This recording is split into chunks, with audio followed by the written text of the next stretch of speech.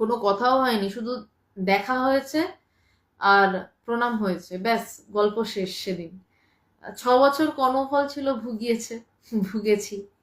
তো তাই বলছেন যে যারা বিশেষভাবে জেনেছো আমি ভগবান, সবাই জানতে পারে না, তাকে তো হাজার হাজার লক্ষ লক্ষ মানুষ দেখেছে, সবাই বুঝে গেছে ভগবান। এত মানুষ সবাই ভগবান না বোঝেনি, যদি বুঝতো ভগবান তাহলে সব ছেড়ে পাগলের মতন তার পায়ের নিচে পড়ে থাকতো, কেউ ছাড়তো? যদি আপনার সামনে ভাবুন তো, যদি আজকে দেবাদিদেব মহাদেব ত্রিশূল হাতে এসে দাঁড়ান, আপনি ছাড়বেন? ছাড়বেন না তো। ঠিক তেমনই যে জেনেছে সে কিন্তু ছাড়েনি, নন্দী কিন্তু মহাদেবকে ছাড়েনি, সে জানে সে কি।